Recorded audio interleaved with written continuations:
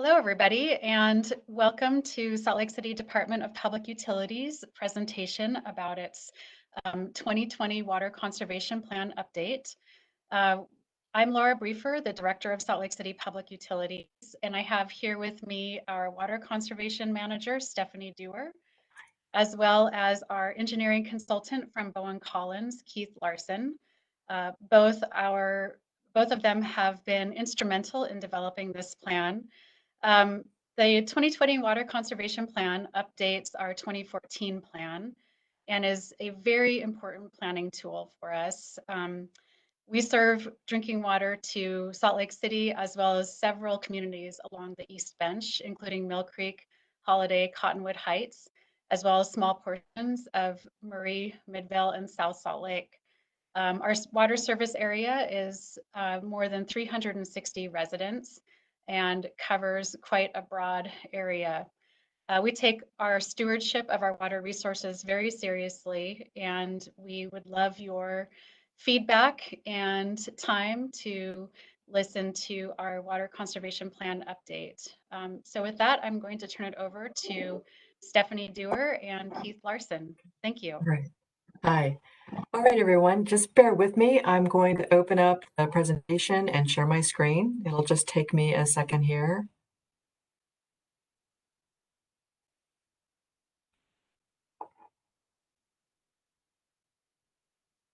All right.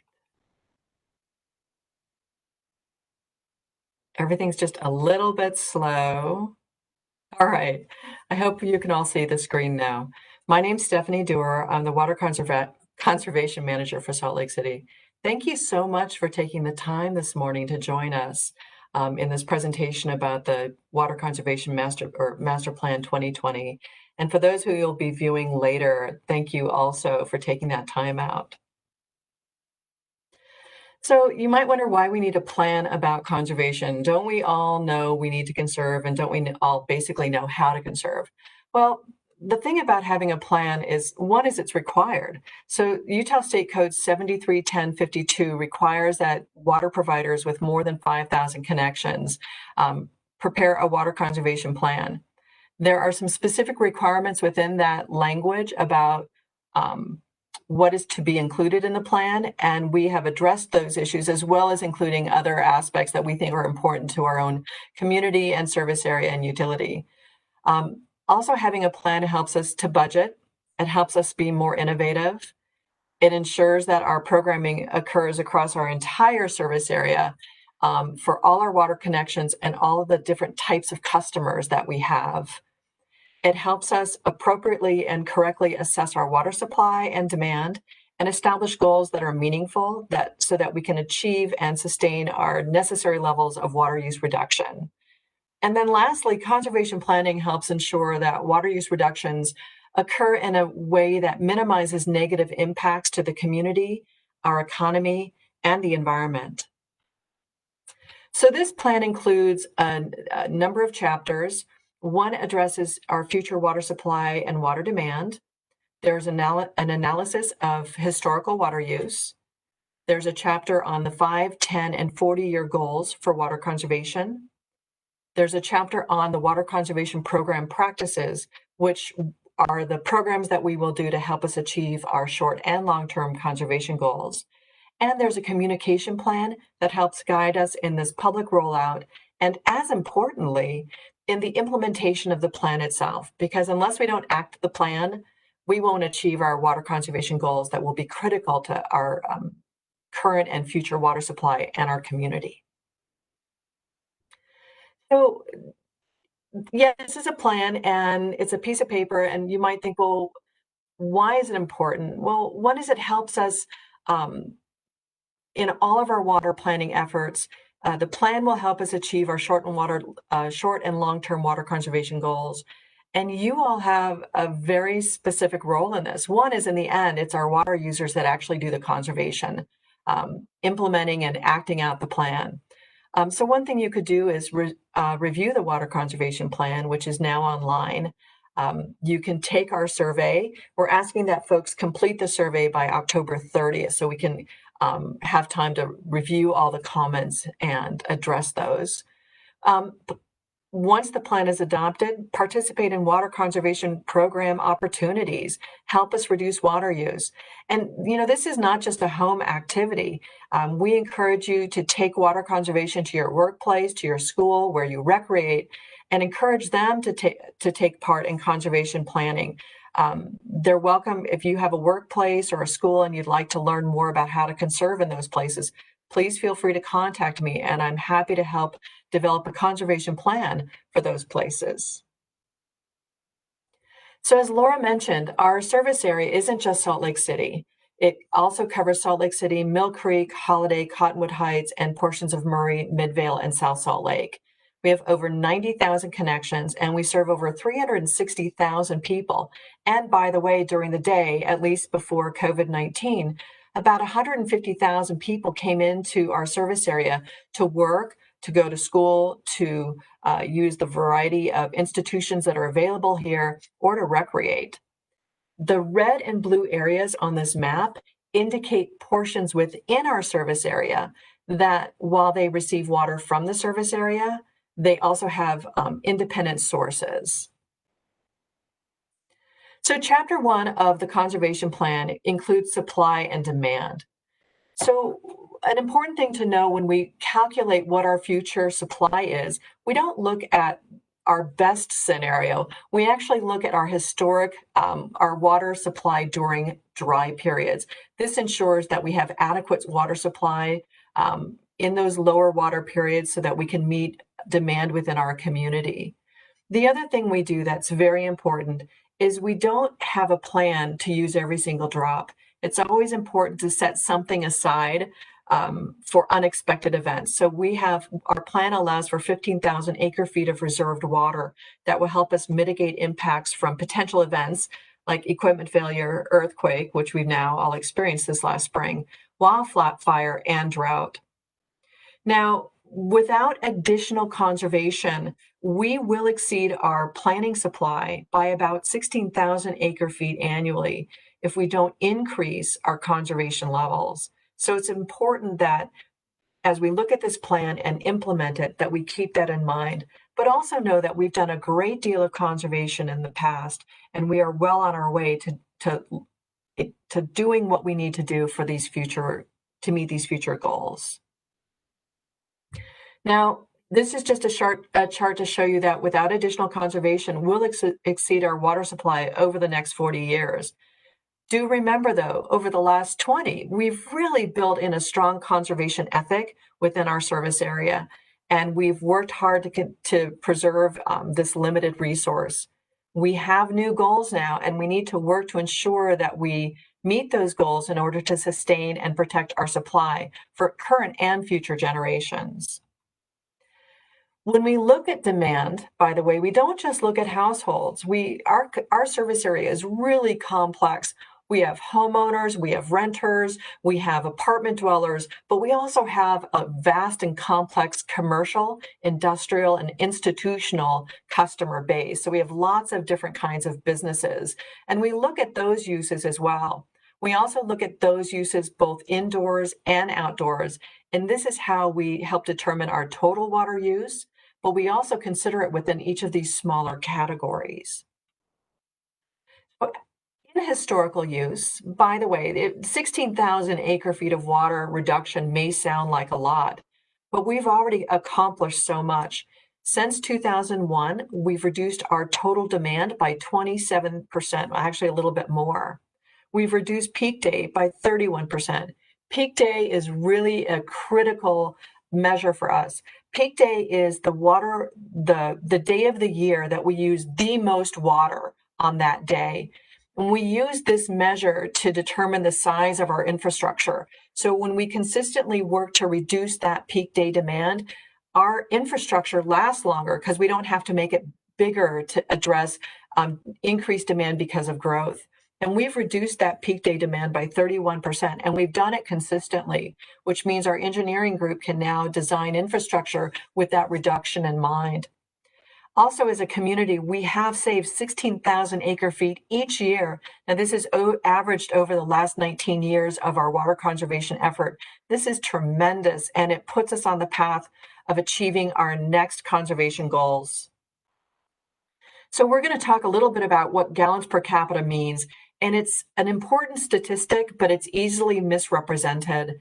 It doesn't actually mean that a person uses a certain volume of water every day. What it really is the total production of water for all the people, all the businesses, the institutions and industries within the service area, divided by a census population. This helps us understand how much water we need to produce every day and helps us in current and future planning needs. But it is helpful to understand that it's not an individual using that much water. It's sort of how much water we need to generate collectively for all of us per day. It also has a lot of variability because communities are really different. Some communities have more industry or commerce and some have less, and that affects their gallons per capita. We are a highly a rich commercial and industrial area. So all those users are figured within our total per capita consumption, but given that they're not actually people, they're not counted in the same, those populations aren't counted in that number, just the total volume of water.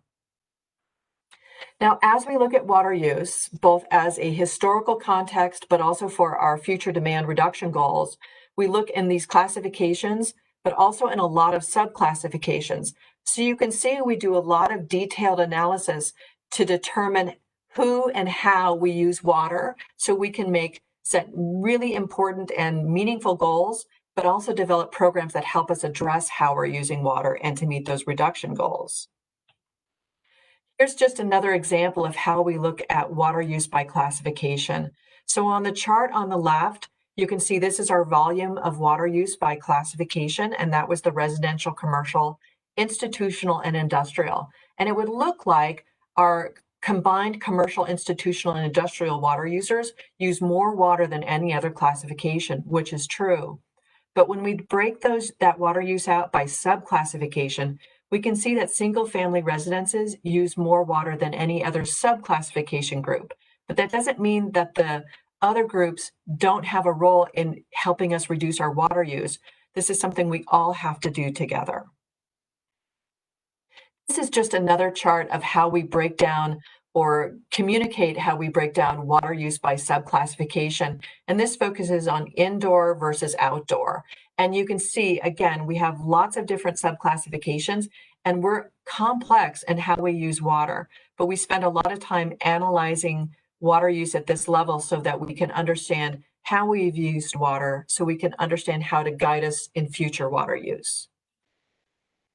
This is just a chart of showing that per capita consumption by these classifications. Keep in mind, this isn't straightforward. Again, as we talked about already, how commercial and industrial customers use water is really different. Commercial customers may be a small salon with one chair and one sink for a rinse station, but it could also be a 10-story office complex with hundreds of office and thousands of employees. So the commercial sector is really vast in its complexity. Same with industrial users. An industrial user, there might be a very small shop that's manufacturing food for resale, but we also have oil refineries and airports and other big industrial classifications. So when we look at per capita, it can be a little confusing or misleading about what we actually have to achieve. Now, this shows us what we've used in compared 2001 to 2016 through 18. And you can see here by this chart, we've done a great deal in reducing our outdoor and indoor water use. So this shows us that we're well on our way to meeting our new conservation goals. Chapter 3 discusses those goals. So it takes all this data, including data from the water supply, the Salt Lake City Supply and Demand Study, and the recently completed Conveyance and Storage Study, along with considering the state's regional conservation goals. So we look at all this data and we look at our future supply, and what we've determined is that we need to reduce by 1,100 acre feet of water additionally over what we're already conserving. This equals in the next 5 years, just under a 7% reduction. And then we've set a 10-year goal to help us maintain this, and that'll be an 11% reduction, with the final reduction being just under 23%. Keep in mind these goals may change. If our projections for population growth alter, if the projections we've made based on weather variability and impacts of climate change alter, then we'll need to revisit this. So this is something we'll do continually as we implement this plan and future plans. This is to show you that though we've just said that we have to reduce an additional 16,100 acre feet, we have done such a great job in our historical water conservation goals in achieving those. As you can see, there's a number of goals here by which we measure our success. Up until recently, there was a state conservation goal that came from the governor's office, and that was a 25% reduction. That's the orange line. If you look at the blue line, Central Utah, the Central Utah Water Conservancy District, or the Central Utah Project, establishes goals for all of its member water providers, and our goal is listed there. But if you look at the bottom of the chart, there's a trend line of actual conservation. That's how we've done within our service area. So we have exceeded expectations of achieving conservation goals in the past. So we are well on our way to achieving these next level of conservation goals. This is a graphic that shows what that looks like, that 16,100 acre feet. If you'll notice, the solid green is our current outdoor water use, and our goal will help us get to that dashed line.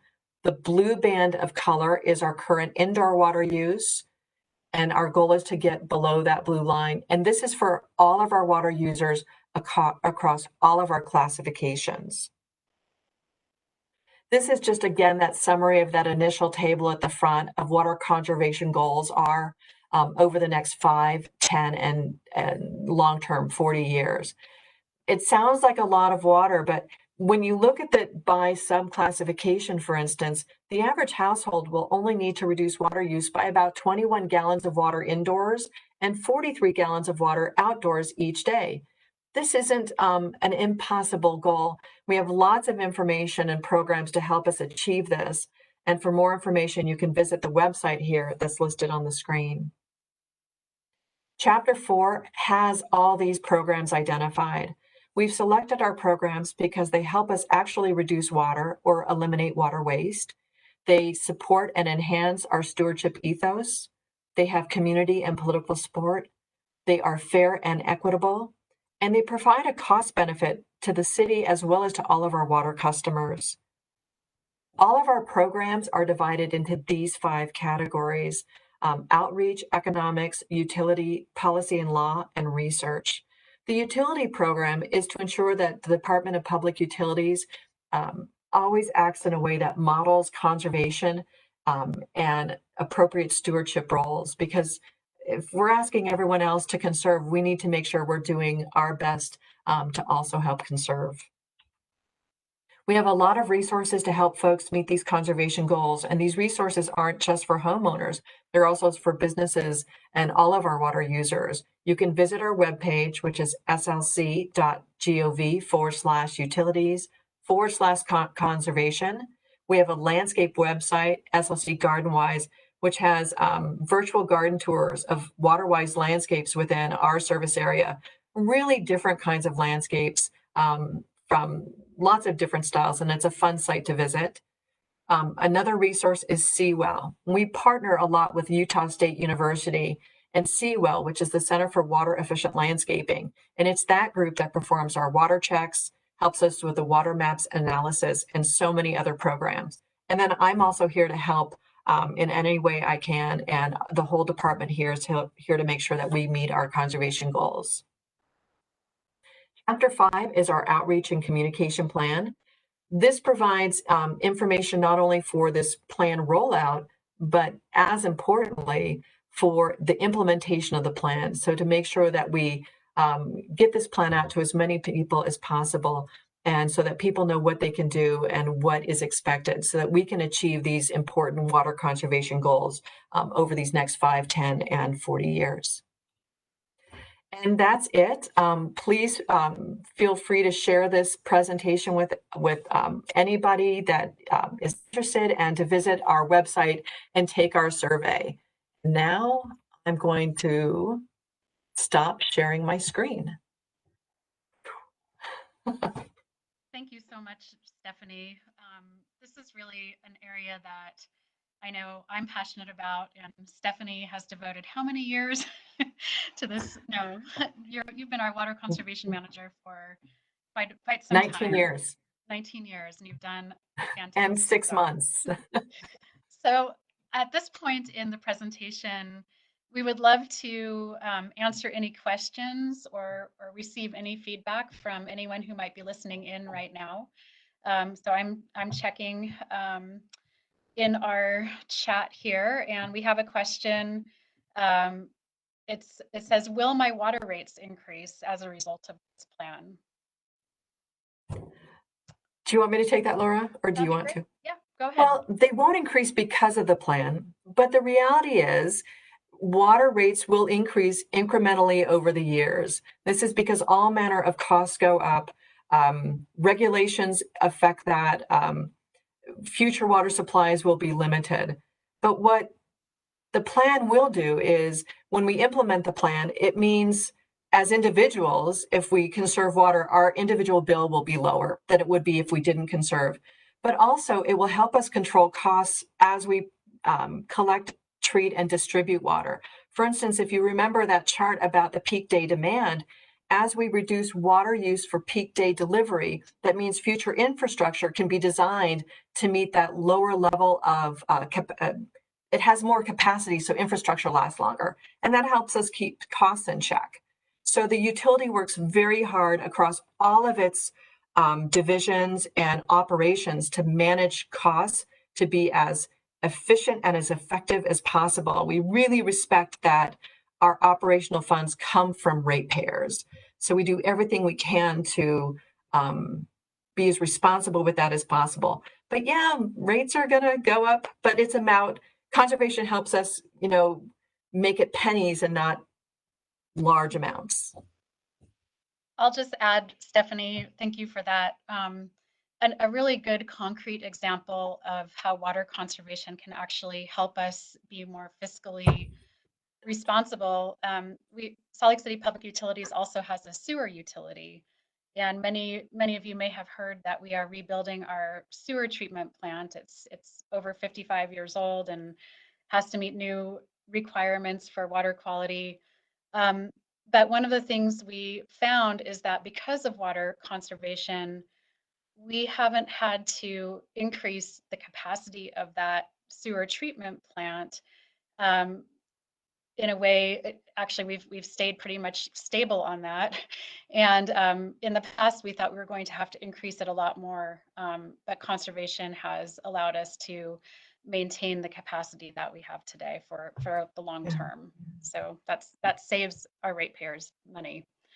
And oh, I'm sorry, there's another question. Did you have one more thing to add, Stephanie? only that I know in the storage and conveyance plan, it was also determined there was some savings costs in projected programs. And I thought maybe Keith could take a moment and share one of those briefly. Well, yeah, I was just going to add to what Laura said, which is that in the evaluation of the system, just from the conservation that we've achieved from 2001 to current, we've been able to eliminate approximately $20 million worth of improvements on our water conveyance system. And those are real dollars that ultimately save ratepayers money. Thank you. Great. I see a question in the chat. It's about water availability due to climate change. I think this question is about whether climate change is going to impact that for us. Stephanie, did you want to address that? I'm happy to add to anything. I would say I would defer to your expertise in that area, but we do consider climate change in this plan in terms of its potential impact. You and Keith could both provide better detail on that. Well, We have been looking at climate change vulnerabilities to our water supply, and that does factor heavily in our long-term 2060 water supply and demand plan, in our major conveyance study, and in this conservation plan. And Stephanie, I believe you mentioned it in your presentation about some of that water we like to set aside for resiliency purposes. Yeah. And climate is one of those areas where resiliency is very important, and Mhm. impacts to climate change could reduce the quantity of water, but it could also affect the quality of our water Mhm. supplies. We've seen that in terms of impacts, for instance, to Utah Lake, and harmful algal blooms is one example. So climate change is one of those issues that require us to be very diligently and deliberately updating our level of knowledge about. There are lots of models Yeah. that we continually evaluate, and we're also working with University of Utah on some of those vulnerability analyses too. Yeah. Because it will also affect potentially demand, which is the other part of That's that right. puzzle. Yeah. So, and that's where it could get really complex. And we're working with USU and University of Utah to determine some of those as well, those impacts. Great. Thank you. Keith, did you have anything to add?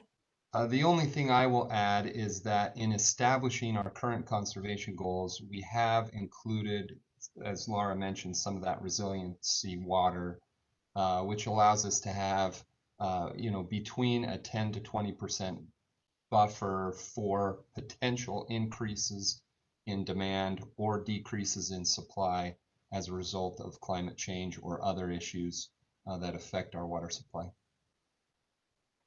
Okay, thank you. Great. Thank you.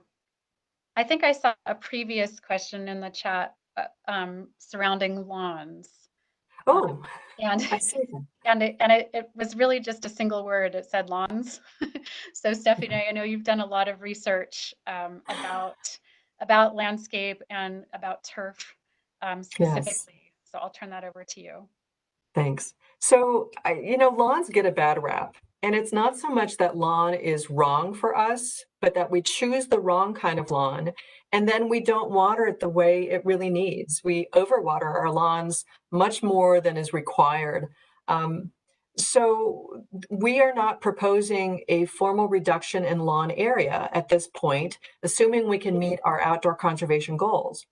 An exciting program that we're looking at right now, in conjunction with Utah State University and TWCA, which is a consortium of university researchers who look at turf, do a lot of turf research, is we're looking at a turf trade to change the kind of bluegrass we have, that we mostly use, to a type of grass that would require 30 to 50% less water.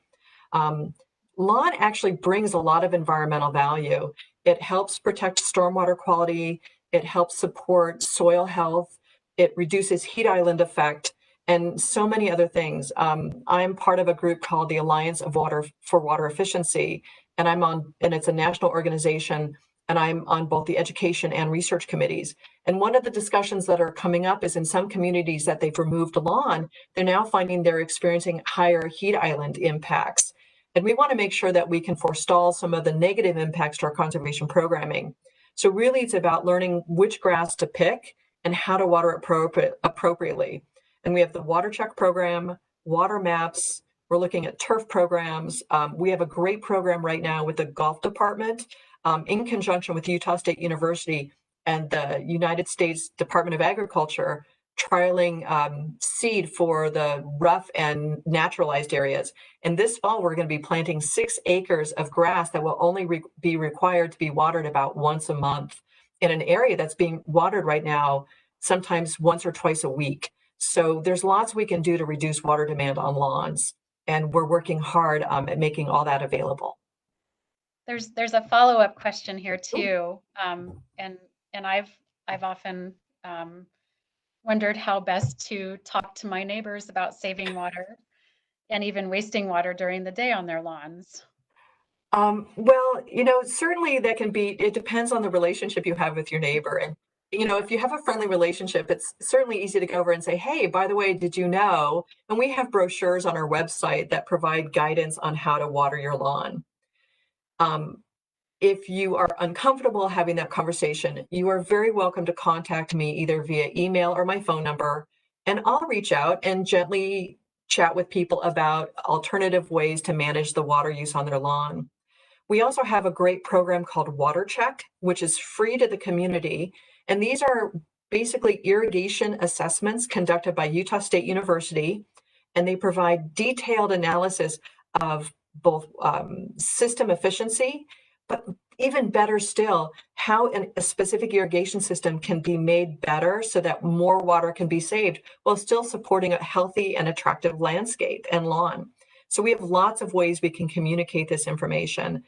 Visit our website for some suggestions, or feel free to reach out to me, and I'm happy to help. I've been practicing that conversation for about 19 years now, and it goes a lot smoother than it used to.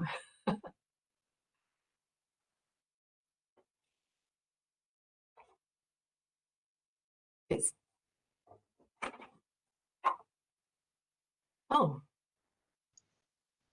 Laura, I can't hear you. That's because I had to unmute myself. Happens at least once a day. Let's see. Here's another good question. What are some really specific ways we can save water at home, like inside our home? There are different things about how much water is used, for instance, in running a bath as opposed to taking a shower. All right. That's a really good question. And some of it depends on how you do this activity. For instance, if you take a bath and you fill the tub full, but your way to take a shower is like you're a short shower taker. Like I grew up in the droughts in California in the 70s. So I'm a very short shower taker. But if you take a shorter shower, or you're the type that turns the water off and on while you take a shower, obviously a shower is a much better choice. On the other hand, if you have little ones and you're just filling the tub shallowly, then that's a good way to do that. What's wrong is when we run water without actively engaging and using the water. So whether you're using a shower or washing dishes, or brushing your teeth or shaving, when you run shower at the sink, at the faucet, and you're not really using it, then that's wasteful. So if you can shut off the water during those moments where you're not using it, so say you turn on the water, wet your toothbrush, turn off the water, brush your teeth, turn it on again to rinse and spit, then that's the most efficient way to use water, regardless of what you're using the water for. So whether you're using it indoors or outdoors, if you're not actively using the water, shut the water off. Doing that, we've done calculations. When we did our last, when we first moved to a tiered rate structure in 2003, we actually calculated how we use water indoors. And these are calculations that have been done nationally and have recently been updated. And for the most part, our indoor water consumption is really, we are reducing that, which is really important. But it's those sort of mindless water use that is what we need to focus on now. It's not doing without the water, it's doing without that mindless use that will help us indoors. Okay, be mindful. Be mindful, absolutely. Keith, Can did I you have add anything just- to add? Yeah, go ahead. Yeah, I would just add one more thing is that we have seen significant improvements in fixture efficiency over the Yes. last 20 years. Toilets, shower heads, clothes washing machines Yes. is a big area.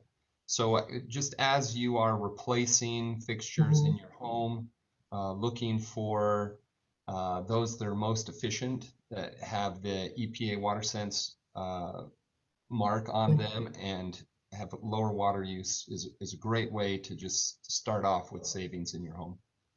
Absolutely. Great, thanks both of you. Another question, who do I call when I see broken sprinklers at homes and businesses? Me. If you don't want to reach out to those businesses or the homes directly, you are very welcome to call me.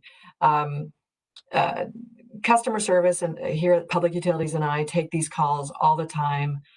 You can also use our City Source app, which you can upload onto your phone, whether it's a an iPhone or a Droid.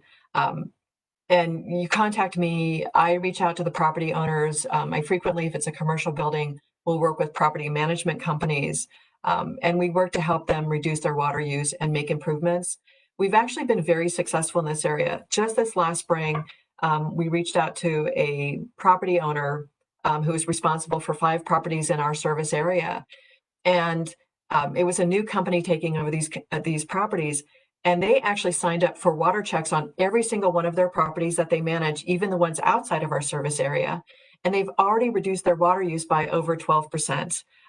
So that one person taking the time to make that call to me about that broken head helped us save water use on 5, actually 8 commercial properties, both inside our service area and in the valley. So it really makes a difference when you take a moment to engage and let us know. A lot of times, property owners don't know that there's a problem. They may be at work. It's a property management company that may be offsite. And most of the time, people appreciate being told about this because it's going to help them save money too. And most businesses want to have a good image in the community, not an image of wastefulness. So it really makes a difference when you call and let me help. Great, Stephanie. I have another question that just came in. How does the plan contemplate proposed developments in our watershed canyons, City Creek to Little Cottonwood, from intensification of use, transportation improvements, conversion of seasonal cabins to year-round homes, compounded with existential threat of climate change? Laura, That's a I'll let great you and Keith question. take that one. That is a really great question. And actually, our water conservation plan is really focused on the water supply and demand side. There is a very important underlying ethic of stewardship of the sources of our water supplies. And these watershed canyons, City Creek, Parley's Canyon, Little Cottonwood, Big Cottonwood Canyons, those are all major sources of the water supply to our 360,000 people. And while this plan is very focused on the water demand side of things, we do have a watershed management plan that does contemplate development and other risks to these watersheds. That's our watershed management plan, which is currently undergoing a comprehensive update. But I really appreciate this question because, you know, at the end of the day, the source of our supply is incredibly important and critical. And the areas where these sources emanate in these canyons also have a lot of challenges in terms of just a lot of different public values associated with them. And we've seen, especially during the COVID-19 pandemic, just more and more desire to get up and out into these canyons, but that in of itself sometimes has a negative or a threat on these watersheds. So that's something we try to manage very closely. I did see another question that I missed earlier on, and this one is also really important because it speaks to next steps. So how will this plan be adopted and incorporated? What happens next after this event here?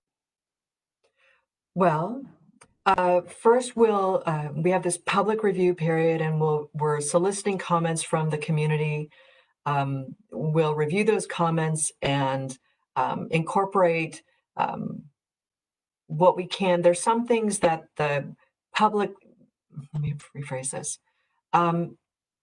The analysis of our supply is a scientific and engineering analysis, and that doesn't modify. But we want to hear from the community about the kinds of programming we are implementing. We'll share all that information with City Council, who then votes on to adopt the plan, and then we submit it to the state, and we have a working plan. In very many ways, I see the conservation plan as my job description over the next 5 years. So the way we implement then is we use the Chapter 5, which is our guidance on communications and outreach, to make sure that the plan gets out into the public, that we make people aware of the different programs that are available, that we continue doing our monitoring and assessment of our supply and demand levels so that we can modify the goals as we need to, and that we report back to the community about our successes. So this is an iterative process, and it is fully dependent, our success is fully dependent on the engagement of the community, not just as individuals, but also our businesses and institutions and industry, all of us working together because we all have a role. So really the success depends on you helping us share the plan also. That's great, Stephanie. I'm not sure if you mentioned that there is a state requirement for us to adopt this plan by the end of this Yes. year. Mhm. And so our next steps will be transmitting it to our mayor and city council. And there will be additional time in that plan adoption process for the public to weigh in on this as well. Yeah, So thank you. thanks. And for those that are curious on how this is really going to be implemented in their lives specifically, some focus on the programming in Chapter 4. Those are specific actions and activities that will result from this plan. And so those will be good areas for people to comment, and those will what you will be seeing over the next few years to help reduce our water use. Thanks. Great. Thanks, Keith. I think there was one other item that we think is very important, and that's the survey. We have a public survey that's posted on our website, and we're giving everyone till October 30th. So quite a bunch of time to take our survey, and we're really trying to understand sort of what are the primary concerns and values that the public has associated with the use of our precious water resources. Yeah, and one thing I'd also add to that is, the comments that we receive from the community will also help us address future programming. So the plan doesn't say there might be programs we could do over the next 5 years or even 10 years that may not be identified in the plan or may not be as robust in the plan now as they should be in the future. And community input will help us also identify how some of these might be rolled out. So your comments don't have to just be on the plan, but also on ways you'd like to help, things you might need to help you achieve the goals of the plan. And that would be really helpful for us to know.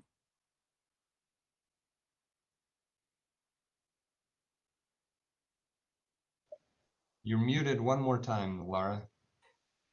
Sorry about that. No, you are very responsible about that. I forget. I'm looking in the chat for more questions and I'm not seeing any. Stephanie, is there anything else that you or oh, one just popped up. There we go. Are there incentives to remove lawns and xeriscape? Is that legal, or do we have to have a lawn? That's an excellent question. So I'm going to start sort of at the back end of this question, say, no, you don't have to have lawn. We don't have specific incentives to remove lawn, in part because a number of years ago, Salt Lake City was actually one of the first communities in the state to amend its landscape codes so that we no longer require lawn. So you are not required to have any lawn in your landscape. You are required to landscape your front yard and your park strip, but it only requires that 1/3 of the area be planted. If you need more detail about this, we have some information about these guidelines on our website. You're also welcome to call me. We are looking so short story, you're not required to have lawn. You are required to have some landscape, but and then what isn't landscaped needs to be mulched. We are looking at a turf trade program, which will offer a low water, low mow, low fertilizer seed available as a pilot project to people in the community who want to have a very hands-on approach. The reason we're doing seed first and not sod is because some of these grasses aren't available locally in sod form, but we're hoping that we can encourage, we can change them. As consumers, we can drive that marketplace. So we will have that program rolling out this spring. And And so there'll be that incentive. And then the other incentive is if you use less water in your landscape, you save money because we have a tiered rate structure. So that's a good thing too. Great, thank you. I see another question. Is there really a city ordinance that requires plantings on park strips? A lot of my Yes, neighbors just have Mhm. rocks and gravel and no plants. Yeah, there actually is. Now, on park strips narrower than 30 inches, there's no requirement for planting because it's really hard to water an area that small efficiently or to have plants. It's not a lot of soil.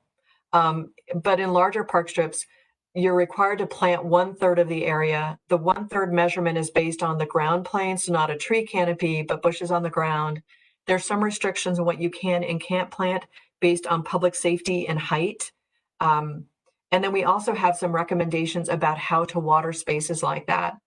We enforce these landscape codes by on a complaint basis. We don't send someone around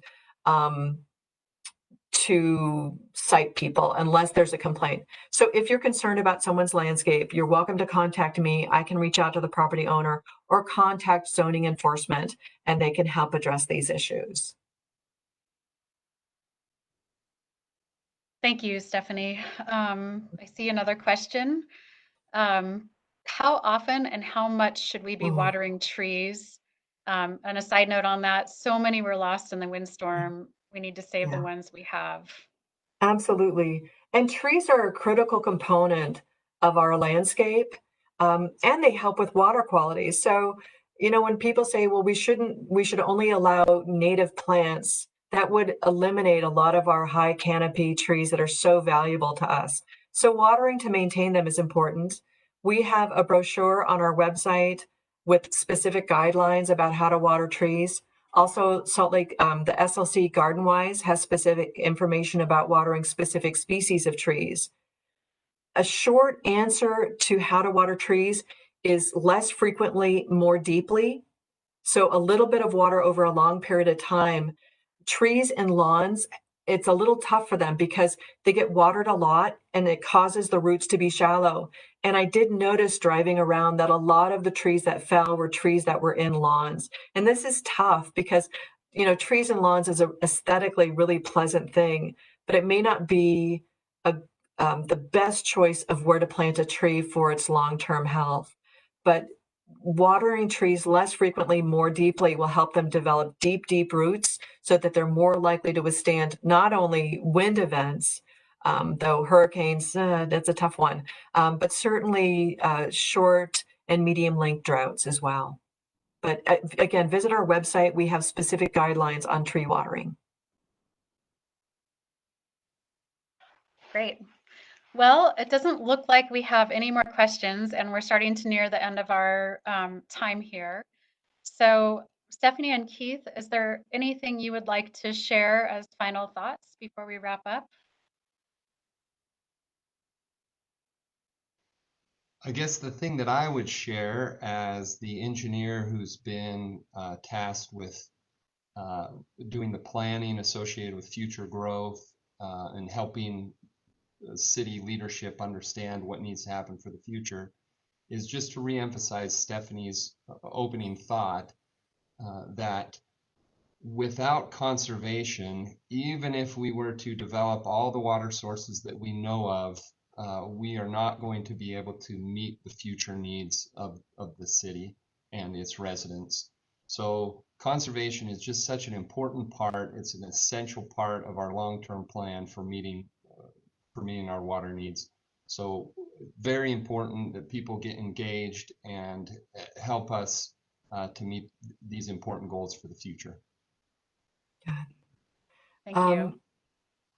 I think what I would say is, there was a lot of questions here about, well, will I have to take out my lawn or we're really focused on the what we lose in conservation or what we perceive that we might lose. But really, conservation isn't about giving up. It's about doing more with less, but not doing without. We can still have landscapes that are beautiful. We can have tree canopies. We can have we can enjoy showers. We can have water in our streams to recreate in, and all these things, as long as we're mindful about how we use water, um, we should never squander any resource, whether it's our time or our money, and certainly not our water. So the action we take affects everybody would be the other thing. And, there's an old, I've been at this for a while. There's a really old expression about the environment or ecology, and that's to think globally and act locally. And water is one of those areas where your day-to-day action has an immense impact on water, not only the supply, but our quality, the quantity, the sustainability of it, the resilience of it. So your actions matter, your engagement matters, and we couldn't do this. There's so much that the utility plans that we do and you don't know, and we still do it. So much of what we do just happens because we do our job. But conservation is one of those areas where we can't do it without you. Absolutely. So I would just ask that you all help. If you need helping us, let me know, and I'm here, as is everyone else at the utility. So thank you. And thanks for taking all this time and sharing it with us. Thank you so much, Keith and Stephanie. I think you both said all of it really well as far as the wrap up is concerned. I will just remind anybody tuning in here that we would love your feedback on our survey, and we will post that. Will it be on our website? It's live. It It's is live already now live on our website. Okay, at slcgov.com/utilities. and Is where we can / access it. conservation. Okay, and then we have the draft water conservation plan also up on our website. It's about a 85-page document or so, and goes through 104. each of those chapters. Okay, over 100 pages, and goes through each of the chapters that Stephanie described in the presentation. So there's a lot of great detail in there if you have the time and inclination to look through it. And then as this goes through more of the public process prior to its adoption before the end of the year, we will notify all of you when those times for public hearings might come up as well. So anyway, thank you so much for spending some time with us. This is, again, a super important planning effort by our department and for the city in general. And with that, we'll wrap up. And I really want to say thank you to Stephanie and Keith for all of their great work on this. So thank you.